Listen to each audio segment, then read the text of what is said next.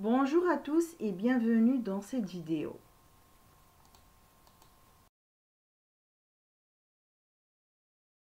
Nous allons explorer en détail le programme de la corrosion et durabilité destiné aux étudiants de la 4e année de sciences génie des matériaux, présenté par moi-même, Guettari Fatima, enseignante à l'université Belgique Mokhtar Annaba.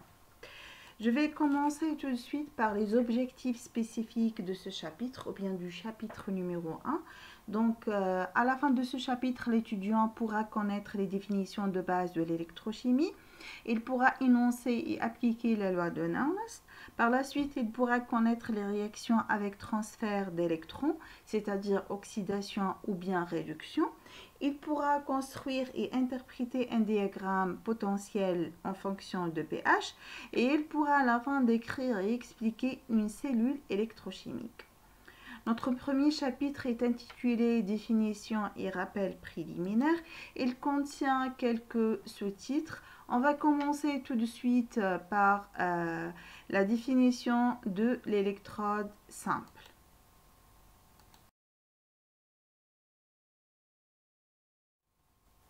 Commençons par la définition de l'électrode simple. C'est quoi une électrode simple?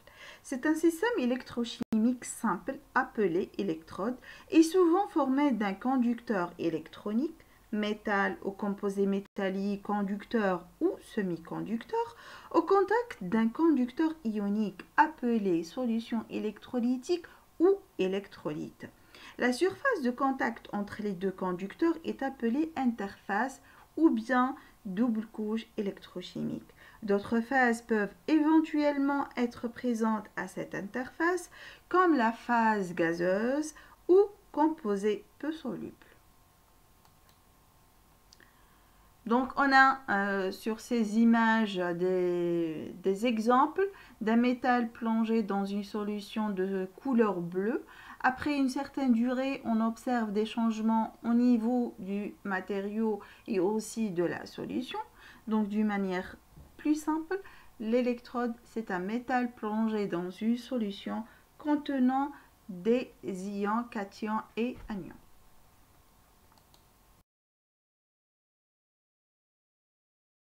Peuvent être plusieurs matériaux comme le fer, comme le nickel, le cuivre, le zircone, le platinium et autres.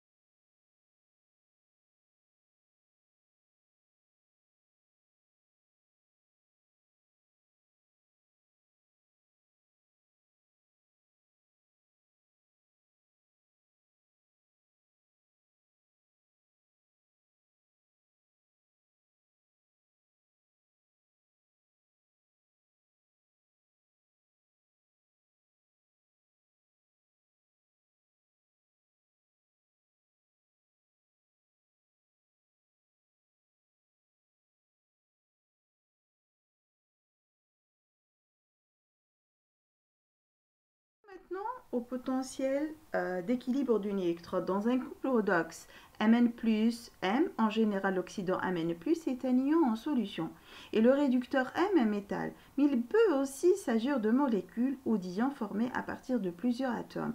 On peut écrire l'équation oxydant plus N électrons dans le réducteur. À chaque couple peut être associé un potentiel redox standard.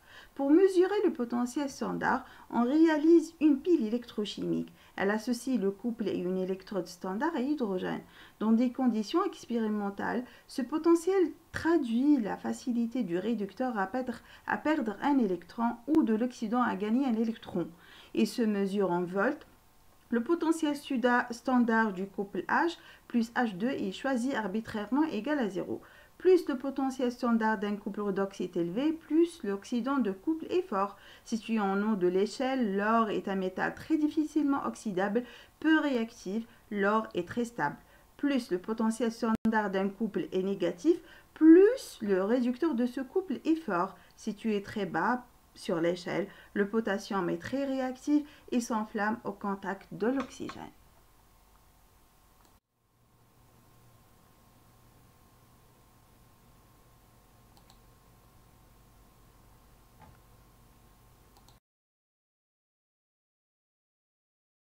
Le potentiel d'équilibre d'une électrode, il peut être calculé à partir de l'équation de Nernst. Cette équation s'applique à une réaction d'électrodes en équilibre, Elle sert à calculer son potentiel réversible à partir du potentiel standard en fonction des activités chimiques et de la température ou bien les concentrations parce qu'on assimilera la concentration égale à l'activité chimique. Donc on a le potentiel égal au potentiel standard du couple plus 0,06 sur le nombre d'électrons échangés log de l'activité de l'oxydant ou bien la concentration de l'oxydant à la puissance de A, le coefficient stoichiométrique, sur la concentration de réducteur à 25 degrés Celsius.